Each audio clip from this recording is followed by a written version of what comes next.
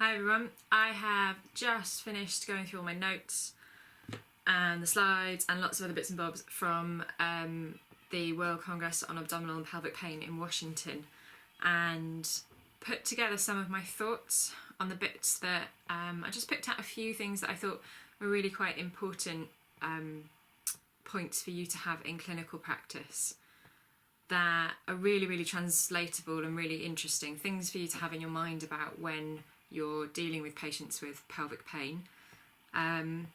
So I thought I'd talk you through them. You might want to grab a cup of tea. This might be one of the most boring videos that I do, but I think it's really cool. It's just I'm going to be sat down. I've got two computers, lots of notes, a cup of tea. So pause yourself here if you haven't got one, grab a cup of tea, get a piece of paper.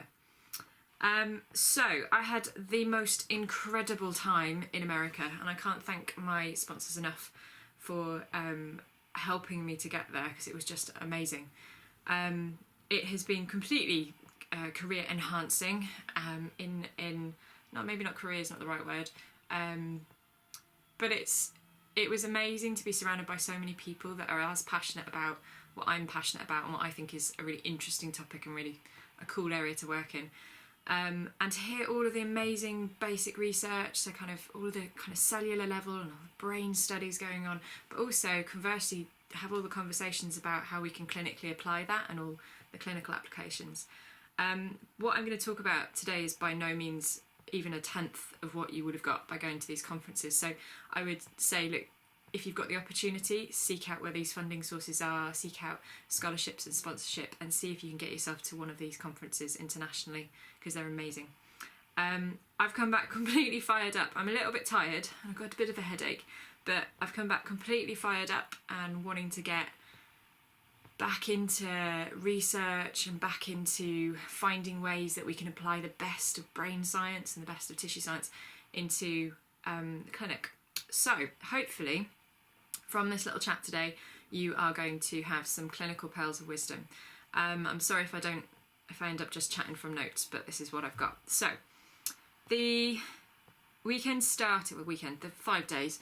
The whole thing started off with Dr. Dan Clow, who was discussing. He did the first discussion, first talk, which was amazing, and he talked lots about fibromyalgia and how if you think about pain nerves, if you think about sensory nerves being, or nociception being like electric guitar strings, that you can strum electric guitar strings harder but you don't get any louder sound. What turns up the sound is the amplifier, and in patients with fibromyalgia they have the amp set to very high, so very loud, so they get an increased response to the same stimulations, or it's turned up to 11 is what he said. And he talked loads about the interaction between fibromyalgia and lots of different pain states that we've got in pelvic pain. I mean, the whole theme, if I was going to sum up the theme of conference of where we are and where the research is at the moment, it's huge amounts of stuff into immunology and autonomic nervous system function, and huge amounts of research into, from a brainy point of view, functional studies looking at how the brain interacts in pelvic pain states, how it's changed, how there are maladaptations in the connectivity between different areas, and how that may produce symptoms, but also then how we can change that. So fibromyalgia, I think, is something that we really need to be paying attention to. And the big thing that I took away from his talk was that we should be screening all of our patients. So we know it's a continuum, and it exists. So I know we get frustrated, or maybe we don't, but there's the ye old MSK when I used to work in the NHS, where you'd get 3 or 4 patients with chronic pelvic pain that can be quite sapping from an energy point of view, but that isn't their fault. And we now have clear predictors on fMRI showing a pattern of activity in the brain of people who report and display symptoms of fibromyalgia. So they're not making it up, they are in pain, everything does hurt, and it's not that they're not coping. They have physical changes in their brain, which is then making a difference to how they perceive stimulus coming into the body. Because remember, pain's an output, not an input. Pain is something expressed, and it's dependent upon what your body considers at that moment, whether or not you're under threat, whether that stimulus that's coming into your body should be expressed as pain or not. So people with fibromyalgia have this altered adaptation of how they're doing things. And he talked about, I'll put all of the references, by the way, and everything I'm talking about in a blog. If you're watching this on my website, then it will be down there somewhere some point soon. So he talked about a modified ACR 2010 fibromyalgia diagnostic criteria, looking at the widespreadedness of pain.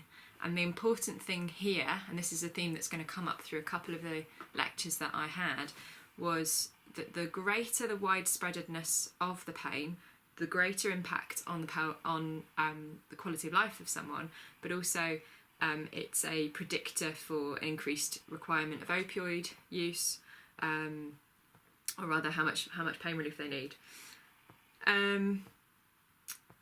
And he discussed pain and fibromyalgia as a bit of a continuum, and we know that there are significant links, and we know the prevalence of comorbidities of pelvic pain states such as vulvodynia, IBS, dyspareunia, MSK pain, fibromyalgia, panic disorders, lots of other things like that cross over. And he discussed it as a bit of a continuum. And we know that there's been lots of studies following patients with IBS and MSK issues that then develop bladder pain syndrome, or conversely, a few years later, only their IBS issues were the main significant problem. So it's whether or not that this kind of systemic pain change, or a change in a systemic pain state, or a change in how the brain perceives pain is, not perceives pain, but in a way that the brain puts out concepts of pain, expresses that what's coming into the body is a pain, something that you need to know about in a scary way. That kind of change in how the brain's working is what we're beginning to see in a lot of different, we're now understanding in a lot of different pain states. He talked really nicely about trigger points and fibromyalgia, and said that the old, it hurts here, press them here scale was rubbish, because it hurts everywhere. And it's more about how a body takes stimulus and what it does with it. And trigger point injections, his comment was, trigger point injections, what are you going to do, inject everywhere? Which is fair dues, and it's exactly how I feel about it, exactly the same in the pelvic floor. And I found, since I've been back, that, and since I wrote my research, that I spend most of the time, when people are talking about wand use, say, it's not about the wand, and it's not about trigger points. So you've not got to kind of try and use the wand to try and find that trigger point and then sit on that trigger point and release that trigger point. It's about using the wand as a tool to improve how the brain considers the function of the pelvic floor, improve how under threat you feel downstairs. It's a beautiful link to yourself and improving your own self locus of control. In treating yourself, and it gives significant release. It gives analgesia for lots of different reasons, but it's not about the wand, it's about what you do with it and why you do what you do with it. It's not about trigger points. And I've started using the term tension myalgia following the Frawley 2015, which I've referenced all over the place on my blog somewhere. So again, it was really nice to see that this was another theme of the conference coming through. He also talked about there is a useful tool that he developed with his clinical research group that you can go to www.fibroguide.com, and that takes patients through evidence-based treatment. It looks like it's an app. I've been trying to find it as an app for phones or tablets. If anyone finds it online somewhere in the App Store stuff, let me know, because I haven't found it so far. But they can access it online, and they can do the modules online at that website. I think it's on the left-hand side. It's nearer the bottom. It says like modules or something. You can go in there. But that takes them through evidence-based stuff that helps with brain function and helps with those areas and trying to remodulate and how people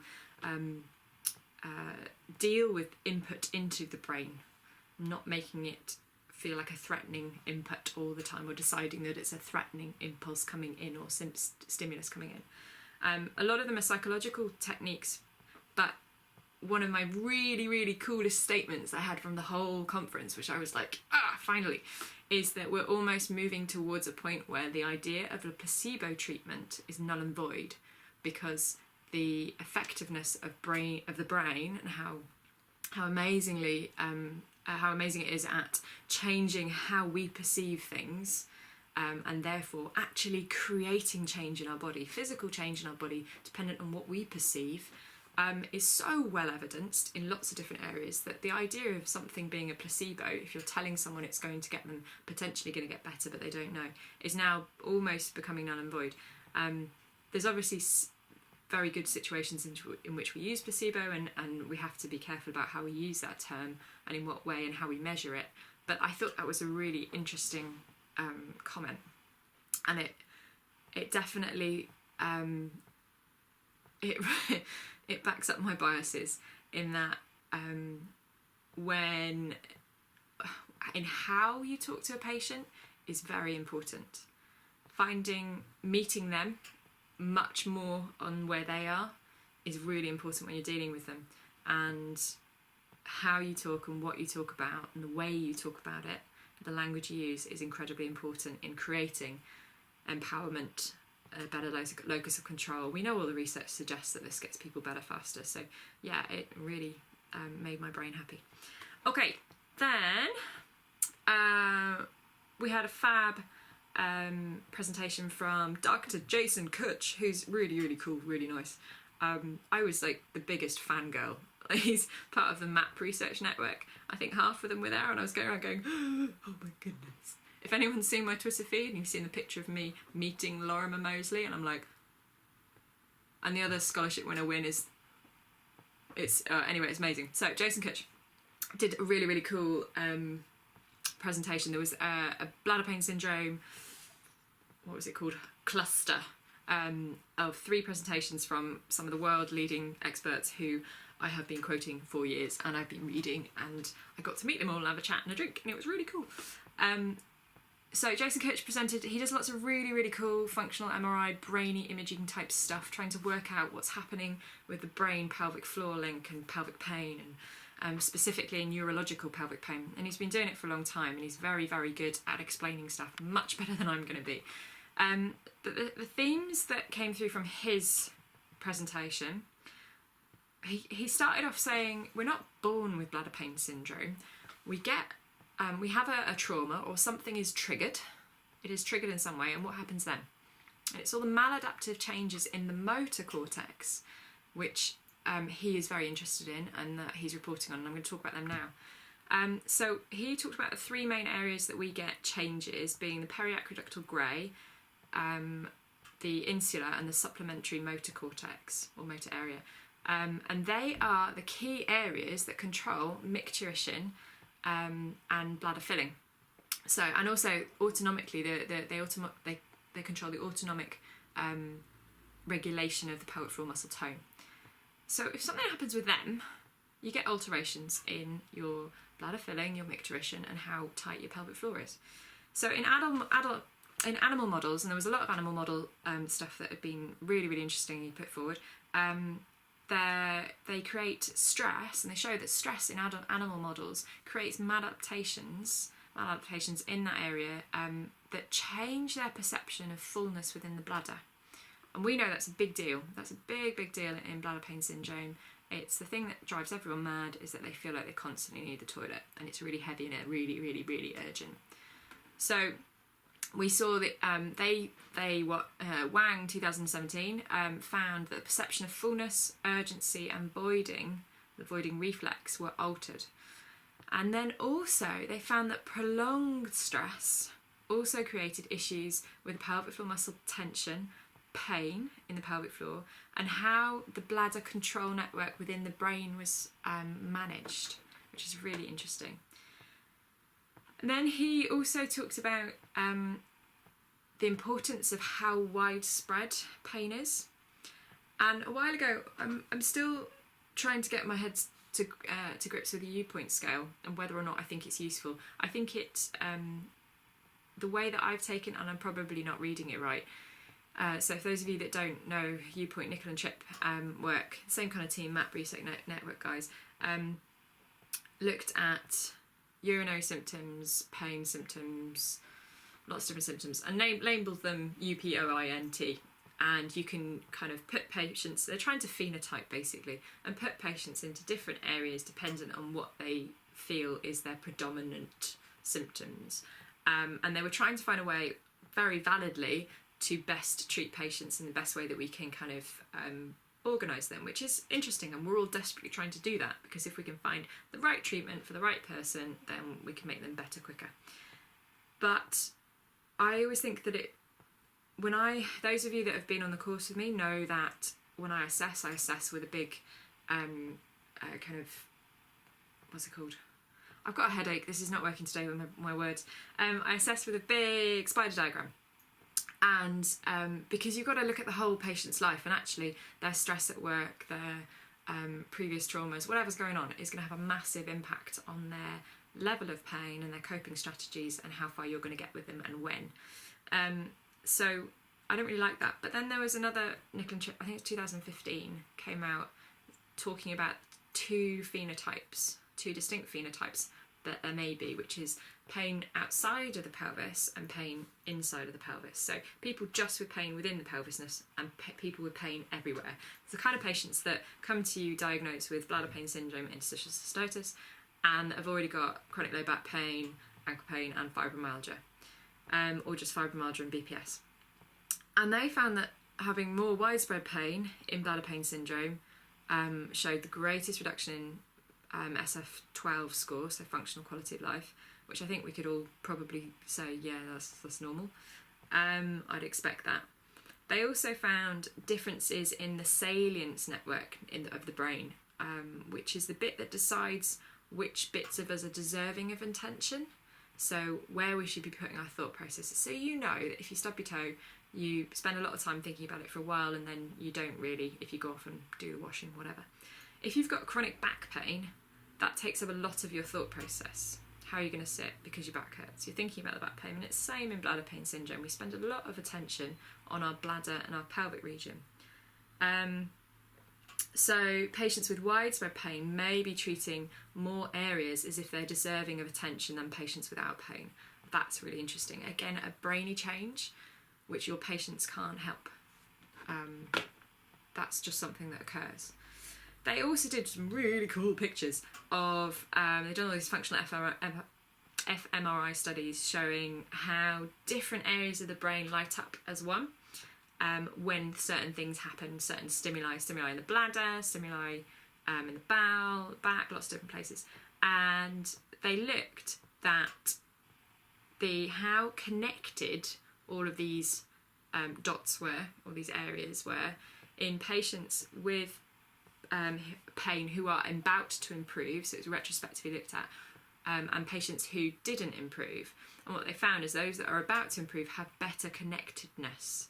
So it's almost like the brain is really firing and working, and it's doing its job, it's talking to all the different areas on each stimulus, everything lights up and it all chats. And patients with, and those that are about to get better, and those that don't have that connectedness, don't get better as well, as quickly. Words today, I'm getting there.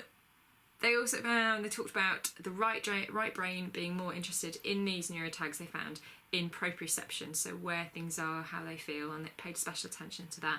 And the left brain was deciding more about, in these stimuli, in what the best action plan was to achieve emotion, dependent on the stimuli coming in.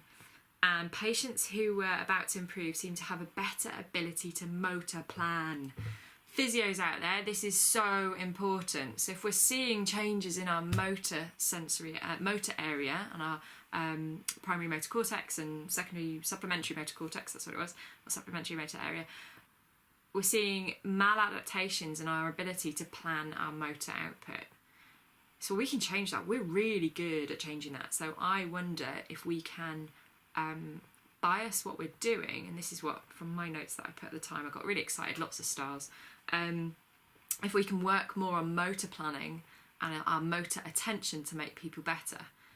And this, I don't know if this is going to take me down a PhD rabbit warren, but nonetheless, I think this has really got huge potential, and we know it kind of does work already. So all of it, if you think back to work that you do with CRPS, the first thing that we go back to is motor planning and motor learning, and how, if it's a hand, thinking about moving it, not actually moving it, but thinking about moving it, and planning how you do a task.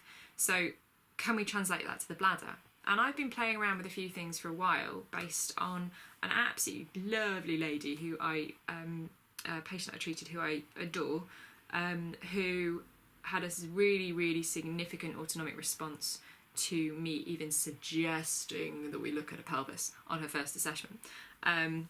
She couldn't go anywhere near it. So, and it gave her nausea, sweating, dizziness, significant responses. So what I did is I went, wow, okay, her brain's really not happy with this. She's got massive autonomic wind-up. Let me see if I can reduce that autonomic wind-up and stress and fear and anxiety and everything else, and then we'll see if we can do any physical stuff. And actually, it turned out we didn't really need to do any physical stuff, which was the interesting bit. So I put together a presentation where we did laterality. So if you've worked with CRPS before, we know that where we go on to is we look at hands, and they get all these pictures with hands in different positions, and you have to state very quickly, this is a left one, this is a right one, or you might say it's the top surface or bottom surface or palm or other side dorsal surface. And you'll do that lots over a period of time, trying to reprogram the brain's ability to understand and discern what it's looking at, because the motor areas are changed.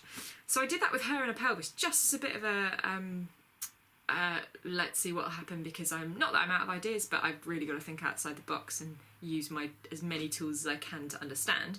And it worked really well. So we looked at lots of pictures of Strictly Come Dancing, and over about 3-4 weeks, and I changed it from her having to say it's the right pelvis, the left pelvis, the left pelvis, the right pelvis, where she got 13% correct on the first time, I think I put, something like that, all the way up to the point where she could just do it, and she could look at the pelvis region clothed without having issues. And then moved on and developed another PowerPoint presentation where we looked at anatomical drawings and we labelled different areas of the pelvis, and then we got more and more intimate to the point where we were looking at the vulva, and we named parts of that, and more intimate to the point where actually she went through an assessment and had very reduced autonomic response to it. I'm actually going to write that up as a case study for a journal somewhere that'll take it, because I was chatting to some of the researchers and they thought it was quite interesting, and it reaffirms what we're seeing potentially.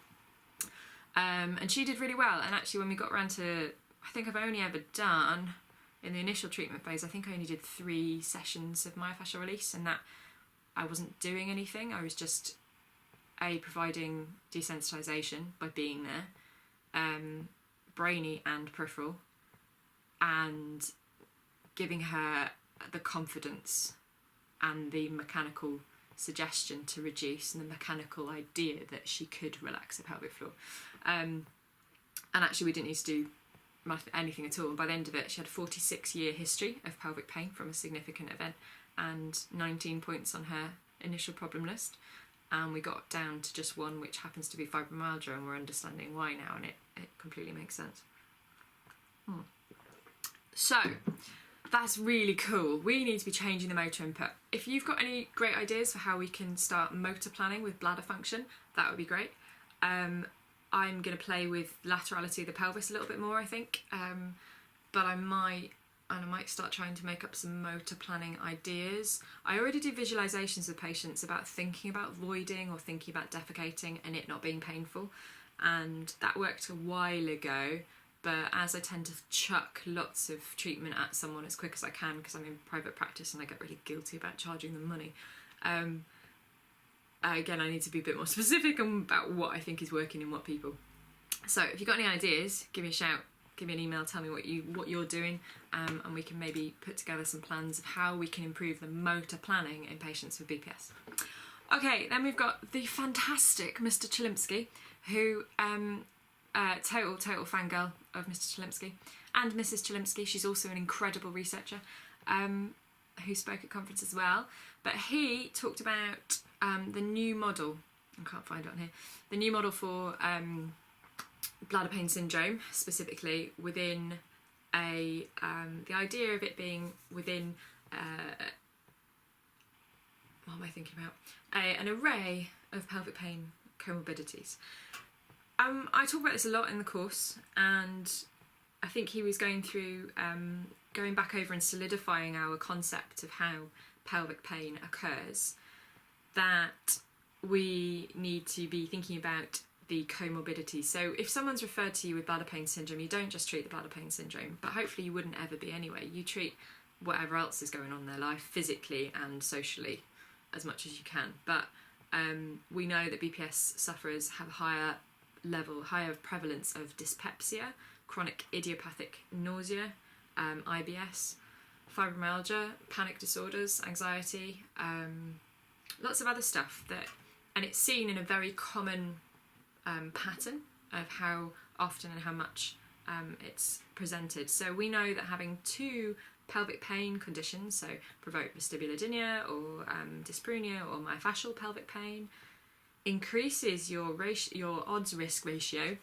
of having other comorbidities such as chronic fatigue, fibromyalgia, panic and dyspepsia. Why is that?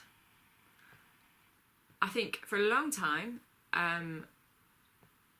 certainly possibly within the structures of understanding and learning that we had, we might have considered that these people weren't coping, and so actually the psychological side of things would take over.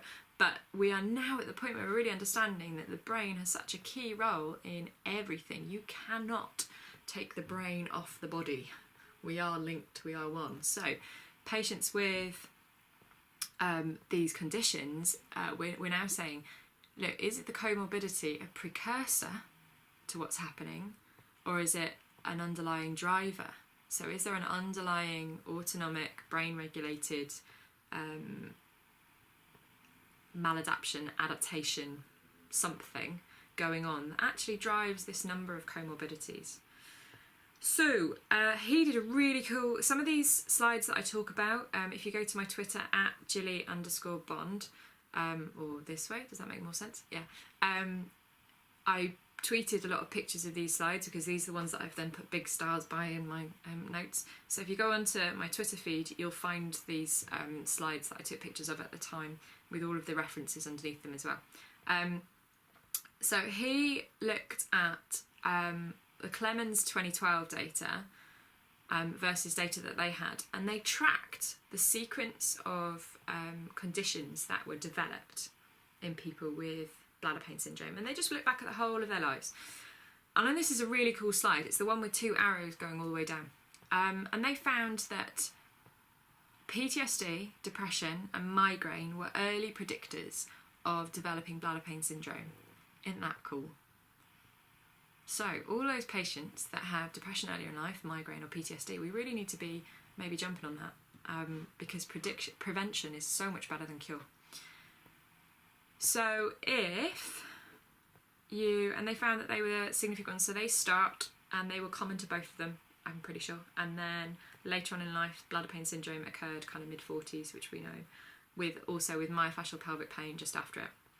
So then they went and had a little dig around about and look at the autonomic function, and they used, first of all, they went and did a sweat test, and they found that patients with BPS had similar abilities to sweat than healthy controls, but those with myofascial pelvic pain didn't. So these are the people that have pain on palpation of the pelvic floor or pelvic MSK pain that's more specific and not bladder filling pain, bladder emptying relief, specific dysuria.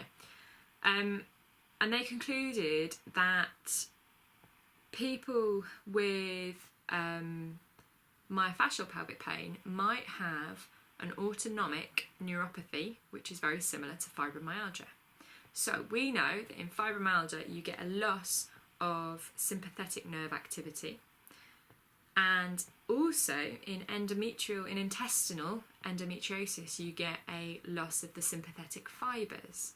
So there's that really kind of sympathetic element that's going on, a dysregulation or adaptation or modulation of our sympathetic nervous system in fibromyalgia, but also in intestinal endometriosis, that's changing how those organs function and how the brain perhaps perceives what's going on. But then they did some more testing. So then they did the heart rate variability test, the kind of standing, lying, moving tests, and they found that people, or lying to standing, they found that people with non-bladder syndromes, which is something comes up quite often in the literature. We talk about non-bladder syndromes because they are the things that are comorbidities for bladder pain, and they always occur together, unfortunately, have reduced parasympathetic activity. But contrary to what they found in the sweat test, it was the patients with BPS that had less parasympathetic activity, and those with myofascial pelvic pain, which was similar to controls. And people that had both, that had pelvic pain, the myofascial pelvic pain and bladder pain syndrome positive symptoms, were kind of in the middle somewhere. So they had a diminished, an altered response to their heart, in how variable their heart rate was, but it wasn't as bad as just the purely BPS patients. So they concluded really coolly that in myofascial pelvic pain there is an autonomic neuropathy, and in bladder pain syndrome there is a vagal function diminution. I can't say that word. Vagal function was diminished. So they think they're slightly different things, which is cool. So we've got kind of two concepts coming through. One, that in BPS is a number of disorders, or a spectrum of disorders, that involve hollow organs of the pelvis, and it's a dysfunction related to how the vagal nerve works and how that relates to the brain activity that takes in and understands what the vagal nerve is telling it and what it decides to do with that information from it. But they also think in myofascial pelvic pain that there's a sympathetic vascular dysfunction. So actually how the vascular system is feeding that area, so creating local muscle disorders, because we know the vascular function has changed. And that's something that I was chatting about a while ago, and when I did my research a couple of years ago, I was reading this and going, wow, this is cool. We know that in BPS you get changes peripherally at the level of the pelvic floor. I talk a lot about, when we do our wand release, the myofascial pelvic pain that we're doing, we're not trigger pointing. We are changing local venous edema, changing the edema because we get more venous congestion within the pelvic floor muscles when they're overactive and tight in pain states. And it's not because they're overactive and tight, it's because it's a pain state, and the pain state, possibly the sympathetic vascular dysfunction, causes that edema in the muscles. But we also get changes in hypersensitivity, so how the nerves are firing. So that kind of nicely put it together in my mind that they're looking at two separate things, but they can occur together, of course. Then, so if that kind of takes us to two ideas. So Mr. Kutch talking about phenotyping, kind of widespreadedness of pain versus localised pain within the pelvis, and Mr. Chilinsky talking about myofascial pelvic pain being a bit more autonomic in an autonomic neuropathy, and BPS being a bit more vagal nerve dysfunction.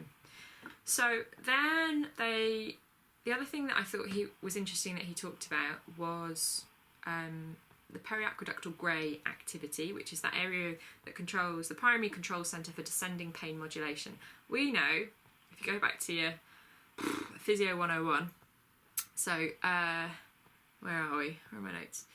So if you activate the dorsal lateral column, you get an increase in heart rate and blood pressure. And if you activate the ventral column, you get a reduction in heart rate and blood pressure. And with my patients, I talk to them about the that hind bit of the brain and what it does.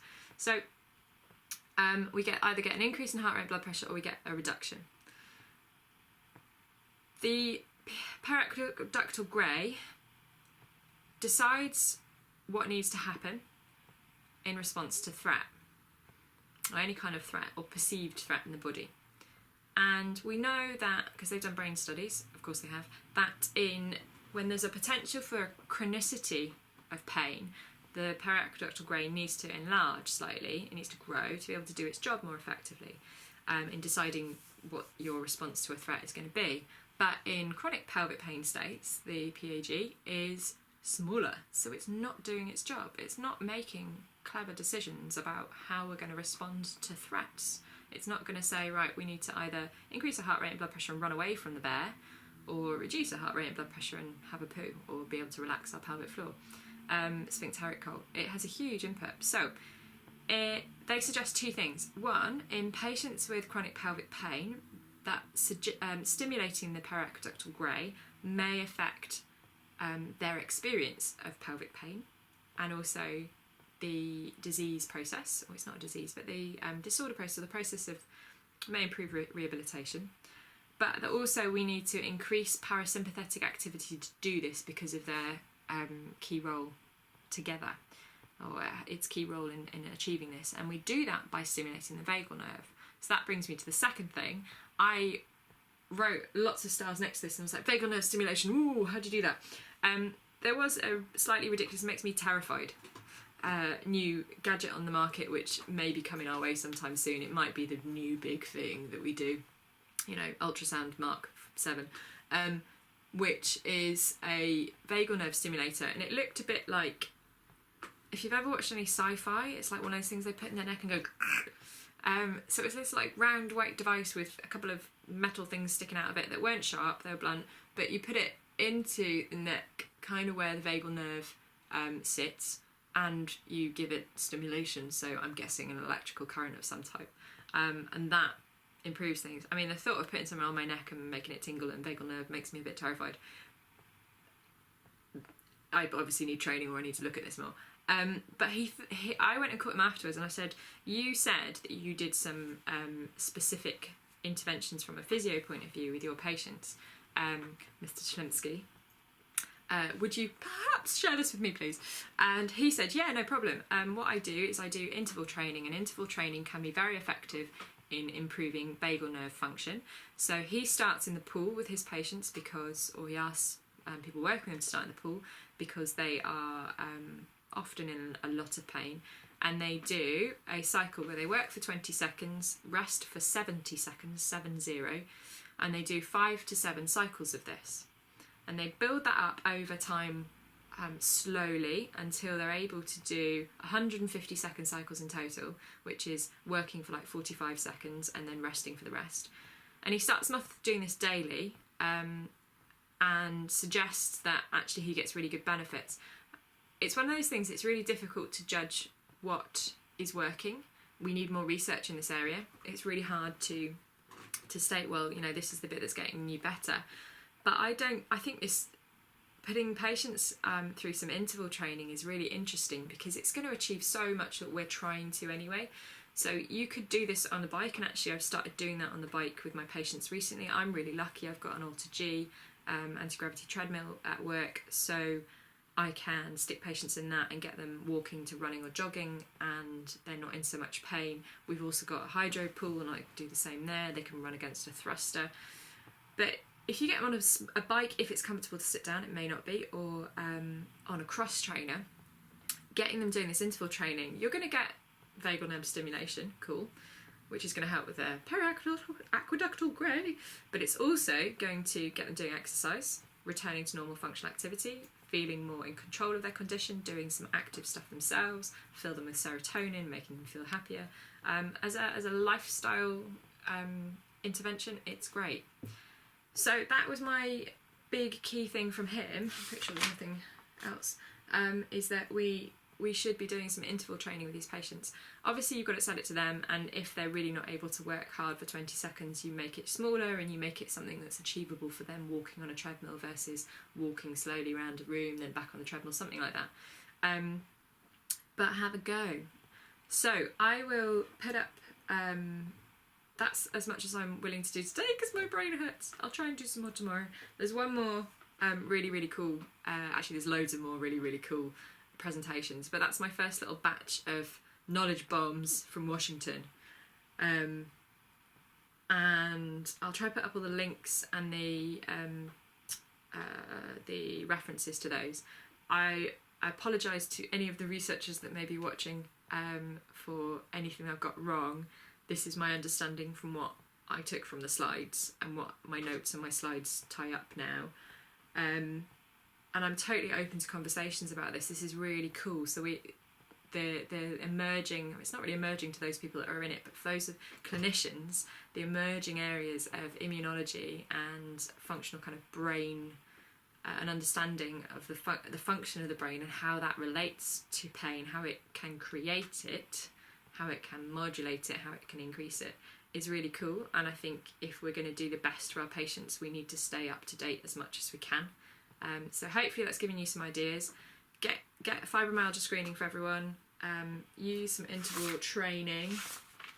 Thinking about motor planning areas, how you're going to do that as well. So, oh, that's a cat. Think about how you can get patients to improve their motor planning. And I'd be really interested to talk to you if you've got any comments or anything you wanted to chat about. Catch me on Twitter. And this is the first instalment, I'm sure, of a couple. So hope you've enjoyed it, guys. I hope I haven't bored you too much. But that is my knowledge bombs from Washington part 1. See you soon.